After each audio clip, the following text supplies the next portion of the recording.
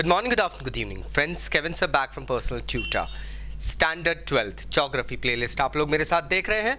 Chapter है Population Composition.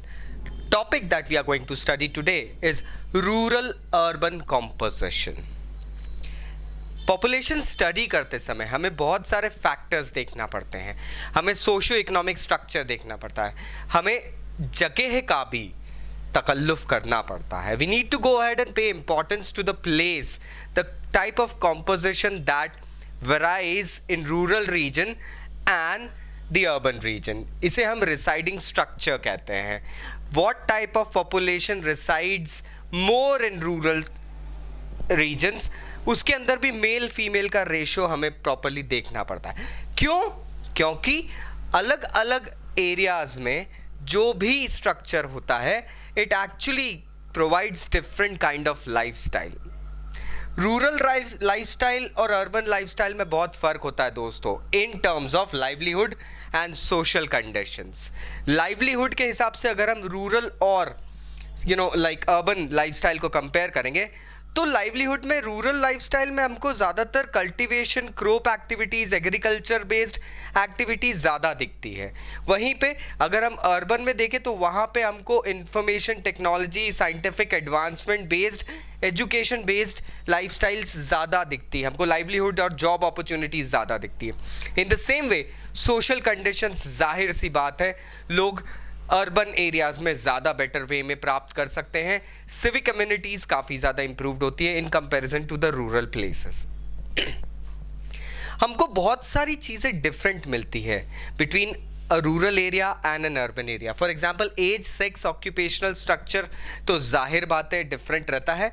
Density of population भी हमको काफ़ी अलग मिलती है.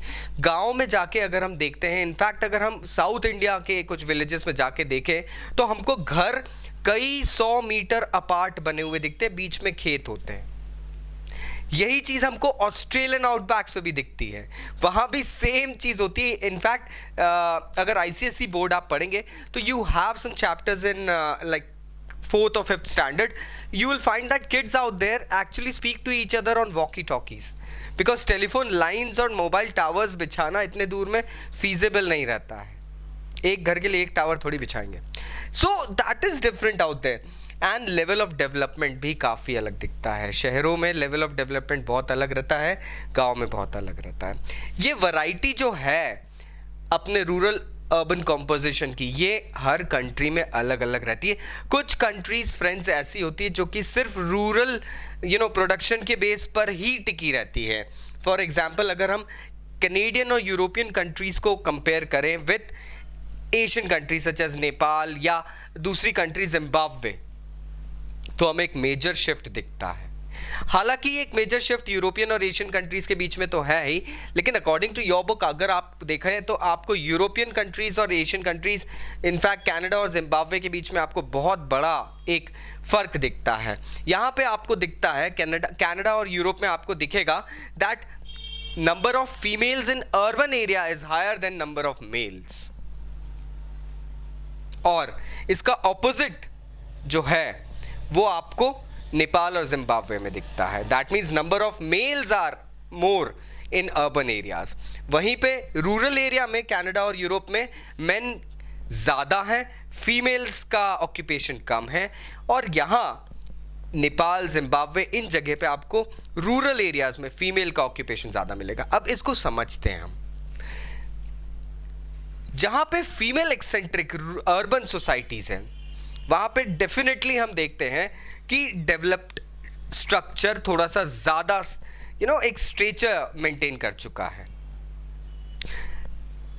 रूरल एरियाज में यहाँ पे कल्टीवेशन आज भी होता है, लेकिन this cultivation is majorly based on scientific advancements and usages of appliances and machinery that needs very less number of people to operate. Thus men are there. And यहाँ पे हम tiresome back breaking labor देखते हैं, जो शहरों में भी men की availability ज़्यादा बढ़ा देता है, जो better lifestyle earning possibilities, change of livelihood के लिए जाते हैं. और विलेजेस में हमको टायरसम वर्क जो कि बैकग्राउंड वर्क होता है, not just tilling but cutting, winnowing, उसके बाद में वेरियस थिंग्स सच एज जो बैकग्राउंड वर्क होता है, सपोर्टिव वर्क कल्टीवेशन में भी, उसमें हमको विमेन की मेंबरशिप ज़्यादा दिखती है। ये एक बहुत ऑपोजिट स्ट्रक्चर है जो हमको बताता है। इसलिए मैंने आपको कहा था विलेजेस में विमेन की पॉपुलेशन ज़्यादा होने से ये ज़रूरी नहीं है कि प्रूव हो जाता है वहाँ पे विमेन की कंडीशंस बहुत अच्छी है। No, it is sometimes actually different than what we project. The numbers give us a totally different picture, my friends. So that's why rural-urban composition is an important part to study the demography and the socio-economic structure of a geographical area. I hope now you got the topic. Still अगर कोई doubts है नीचे comment box से comment करना बिल्कुल मत भूलना दोस्तों. Kevin sir signing off for today. Take care. Bye bye.